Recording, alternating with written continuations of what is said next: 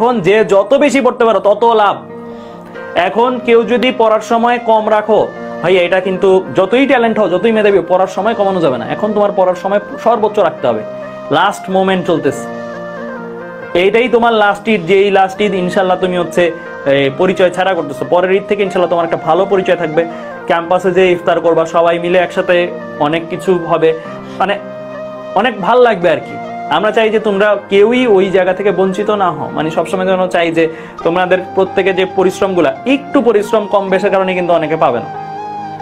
নিজেকে নিজের লিমিট পর্যন্ত পুশ করো, হাইয়েস্ট লিমিট পর্যন্ত, মানে সর্বোচ্চ যতটুকু করতে পারো পরিশ্রম, একদম মানে হাইয়েস্ট যতটুকু করতে পারো, মানে একদম জান লাগায় বলে না, একদম লাস্ট পর্যন্ত, ঠিক আছে, জীবন মরণ পর্যন্ত যে করাটা, ওই রকম যদি করতে পারো তাহলে ডেফিনেটলি ভালো একটা জায়গায় কিছু একটা হয়ে যাবে।